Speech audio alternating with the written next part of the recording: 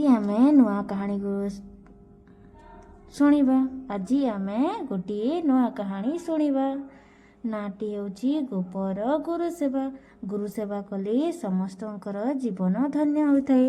ସେଥିପାଇଁ ଆମେ ସମସ୍ତେ ଗୁରୁମାନଙ୍କର ସେବା କରିବା ଉଚିତ। ତେଣୁ ଚାଲ ଆଜି ଆମେ ଗୁରୁଙ୍କର ସେବା କିପରି ଗୋପ କରିଥିଲା ତା ବିଷୟରେ ଶୁଣିବା। ଭାର୍ଗବୀ ନଦୀ କୂଳରେ ସୁଆଣ୍ଡୋ ଗାଁ। ସେ ଗାଁରେ ଗୋପ ବୋଲି ପିଲାଟିଏ ଥିଲା। ସେ ବିଦ୍ୟାଳୟରେ ଭଲ ପାଠ ପଢ଼ୁଥିଲା। ସାଙ୍ଗମାନଙ୍କ ସହିତ ମିଳିମିଶି ସବୁ କାମ କରୁଥିଲା। ଗୁରୁଜୀ କଥା ମାନୁଥିଲା। ସେଥିପାଇଁ ତାକୁ ଗୁରୁଜୀ ବହୁତ ଭଲ ପାଉଥିଲେ। ଦିନକର ଘଟଣା। ଗୁରୁଜୀ ଦେହ ଖରାପ ହୋଇଥାଏ। ସେ କହିଲେ, ଲେମ୍ବୁ ପାଣି ପିଇଲେ ଦେହ ଭଲ ହୋଇଯାଏ। ନାହାକ ଅଜାଙ୍କ ବାଡ଼ିରୁ ଲେମ୍ବୁଟିଏ ଆଣିଲା। ଏକଥା ଶୁଣିଲା ପରେ ଶିଷ୍ୟମାନେ ଗୁରୁଜୀଙ୍କ ପାଖକୁ ଧୀରେ ଧୀରେ ପଳାଇଗଲେ। ସେତେବେଳେ ଖରାଦିନ ଥିବାରୁ ଘରୁ ବାହାରକୁ ବାହାରିବା କଷ୍ଟ। ତତଲା ପବନ ବହୁଥାଏ। ନଦୀର ତତଲା ବାଲିରେ ଚାଲି ଚାଲି ଗଲେ ଯାଇ ନାହାକ ଅଜାଙ୍କର ବାଡ଼ି ପଡ଼େ। ତତଲା ପବନ ବହୁଥାଏ। ନଦୀର ତତଲା ବାଲିରେ ଚାଲି ଚାଲି ଗଲେ ଯାଇ ନାହାକ ଅଜାର ବାଡ଼ି ପଡ଼େ। ଗୋପ ମନରେ ସାହସ ବାନ୍ଧିଲା। ନଦୀ ତତଲା ବାଲିରେ ପାଦ ପକାଇ ଆଗକୁ ଆଗକୁ ମାଡ଼ି ଚାଲିଲା। ଶେଷରେ ଲେମ୍ବୁ ବାଡ଼ି ପାଖରେ ପହଞ୍ଚିଲା। ଦେଖିଲା ବଗିଚାରେ ମାଲିକ ନାହାନ୍ତି। ଅଜା ଖଟ ପକାଇ ଗଛ ମୂଳରେ ଶୋଇଛନ୍ତି। ଗୋପ ମନେ ମନେ ଭାବିଲା, ପାଟି କରି ଡାକିଲେ ଅଜା ରାଗିବେ। ଅଜାଙ୍କୁ ନ କହି ଲେମ୍ବୁ ନେବା ଠିକ୍ କଥା ନୁହେଁ। ଗୋପ ବିଚାରିଲା, ଅଜାଙ୍କ ପାଦ ପାଖରେ ବସି ପାଦକୁ ଚିପି ଚିପି ତାଙ୍କ ନିଦ ଭାଙ୍ଗିଯିବା ଆଉ ସେ ଉଠି ପଡ଼ିବେ। ଏକଥା ଭାବି ଗୋପ ନାହାକ ଅଜାଙ୍କ ଗୋଡ଼ ଚିପିବାକୁ ଲାଗିଲା। ଅଜାଙ୍କ ନିଦ ଚାଉଁ କିନା ଭାଙ୍ଗିଗଲା। ଅଜା ଉଠି ବସିଲେ ଓ କହିଲେ, ତୁ କିଏ? କ'ଣ ପାଇଁ ଆସିଛୁ? ଗୋପ ପ୍ରଥମେ ଡରିଗଲା। ତା'ପରେ ସବୁ କଥା କହିଲା।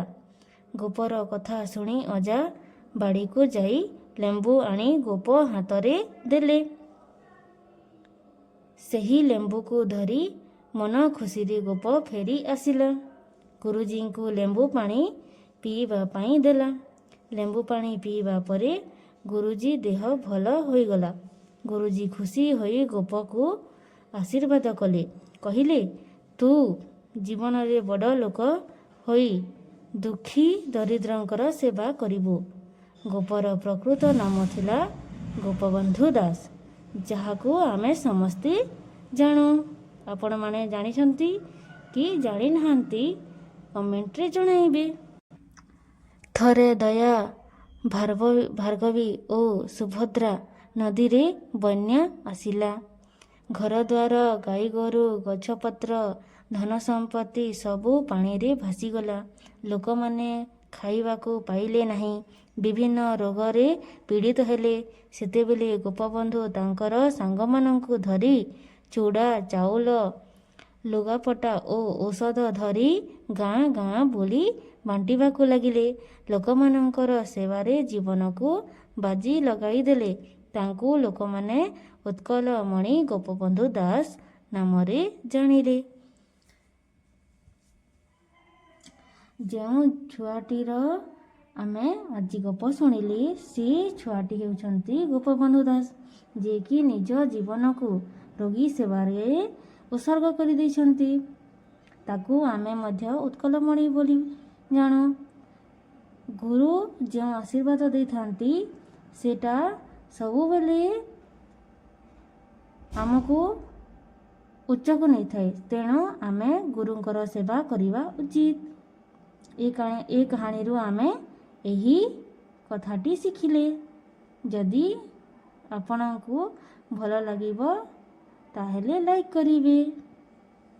ଧନ୍ୟବାଦ।